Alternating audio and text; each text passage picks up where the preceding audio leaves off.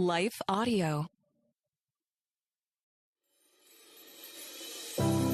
Welcome to Christian Natural Health with naturopathic Dr. Lauren DeVille.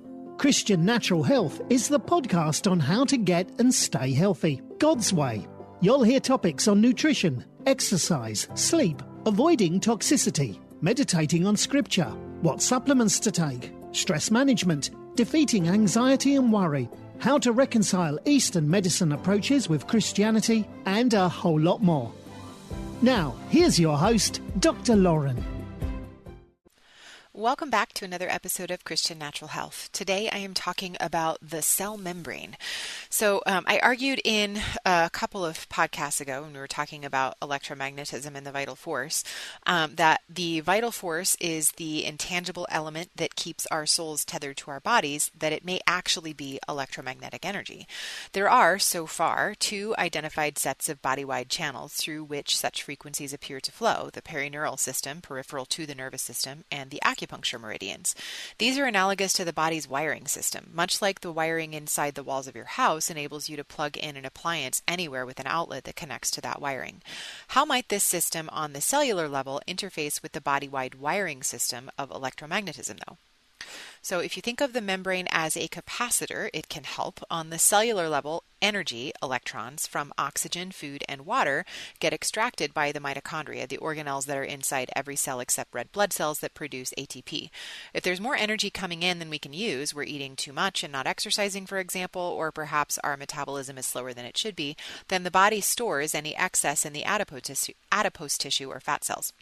When later we have a demand for more energy than we're consuming, the body transports stored triglycerides into the mitochondria, one free fatty acid at a time. Each fatty acid can produce 129 ATP compared to 38 ATP from each glucose molecule. So fat is a very efficient way to store energy, which can then power the cell. But that's all very localized. If the vital force involves the flow of electromagnetic energy systemically, how might that coordinate activity on the cellular level? According to Jerry Tennant in Healing is Voltage, excess circulating voltage can get stored for later use in the cell membranes like a battery. This is because the inside and outside of the cell are both characterized by highly conductive ionic fluid separated by an insulating material that keeps them apart, the fatty cell membrane.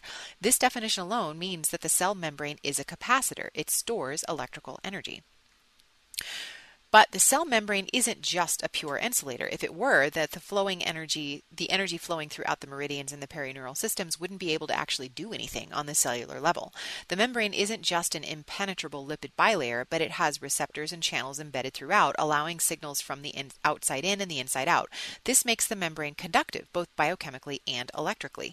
As Dr. Robert Becker noted in The Body Electric, many parts of the cell support semiconduction quite efficiently, such as the acupuncture and perineural systems do. It's not just the biochemical channels and pores that contribute to this feat either. Even the membrane's elasticity has intrinsic electrical potential such that when the membrane receives a mechanical stimulation, it can convert this into an electrical signal called the flexoelectric effect. Not too surprisingly then, electromagnetic frequencies can directly affect the cell membrane too. In fact, electromagnetic frequencies may be a far more common and certainly a far more efficient stimulus for coordinating cell behavior than are the far more inherently localized biochemical stimuli. At least certain membrane enzymes respond to specific electromagnetic signals by performing chemical work, provided the signal is the appropriate frequency and amplitude. This is hypothesized to occur on a far broader scale within the cell too, changing the conformation of membrane receptors in response to electromagnetic signals. Vibration from an electromagnetic signal could and should affect not just one or two membrane proteins, but the entire interconnected cell membrane and everything anchored to it, all the proteins and anything in the cell's interior that is likewise connected to the cytoskeleton. Picture a subwoofer sitting on a table strewn with debris. Everything connected to that table is going to resonate. Membrane lipids are also known to be diamagnetic, meaning they align themselves with externally applied magnetic fields. Even a small external magnetic field can change the membrane's electrical potential and thus affect the activities within the cell. And incidentally, all of the organelles inside the cell, the mitochondria, are the most sensitive to magnetic signals.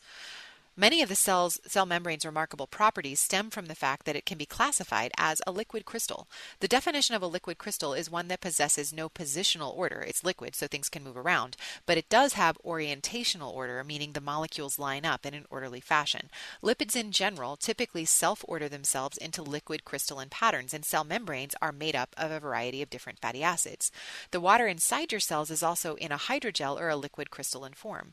This matters because the very coherence of the pattern of molecular alignment in liquid crystals allows electromagnetic waves or vibrations to have a much more long-ranging effect. Again, picture the subwoofer on the table strewn with debris. The debris connected to that table will vibrate in rhythm with the beat, whereas objects not connected to the table may not move at all or only very little. Another place you might have heard of liquid crystals is in LCD, liquid crystal display screens, such as in your television, computer, iPad, or smartphone. The responsiveness of such liquid crystals to electromagnetic fields is the reason why these technologies work. In the same way, your cell membranes and any water in your body in the liquid crystalline hydrogel form are exquisitely sensitive to electromagnetic energy, which can be a good thing or a bad thing depending upon the frequency. Dr. Bruce Lipton sums this up as follows. The cell membrane is a liquid crystal semiconductor that essentially functions as a biological computer chip, interacting with and responding to the information in its environment and in turn inducing or suppressing gene expression, which is epigenetics. The cell membranes appear to manage and coordinate all the rest of the biological activities inside the cells, and because of this, they consume most of our body's energy. So as far as I can tell then, ATP seems to supply intracellular power, while the electromagnetic vital force flowing through the body as a whole stimulates the cell membrane, coordinating intracellular activity and storing any excess energy in the membrane itself. This would enable the membrane to continue to do its job, for a while at least, in case somehow it finds itself cut off from the intercellular power supply. From a Chinese medicine standpoint, this might be due to qi stagnation, though I'd imagine various structural obstructions might block the flow as well. This certainly highlights not only the importance of keeping our cells charged up, but also the importance of keeping our cell membranes healthy by consuming real and unadulterated, saturated, monounsaturated, and polyunsaturated fatty acids. So I will link in the show notes to the article this comes from. It's chock full of all kinds of studies that are all linked in there too if you want to check those out. And thanks for joining me, and I'll see you next week. Are you looking for a holistically minded healthcare practitioner who truly treats root cause rather than symptom suppression? Unfortunately, even in the alternative healing professions, this isn't a given. That's why I've created WholeHealthDoctor.com, a resource to help connect patients to healthcare practitioners in their area who share a root cause philosophy. Alternatively, most of the practitioners listed also practice telehealth. So if there isn't anyone local to you, you can still find a great practitioner to help you regain optimal health. Go to WholeHealthDoctor.com. That's WholeHealthDR.com. Type in your location or just the specialty that you're looking for and find the practitioner who's right for you. Thanks for listening to Christian Natural Health. This show is run by you, so please write in with topic and guest suggestions for future shows. For more great content, subscribe to Dr. Lauren's blog at www.drlaurendeville.com or follow her on Facebook or Twitter at Dr. Lauren Deville. If you enjoyed the show, don't forget to share it with your friends and give us a 5-star rating in iTunes. It really helps us to stand out so other people can discover great content as well. Have a great week and God bless you.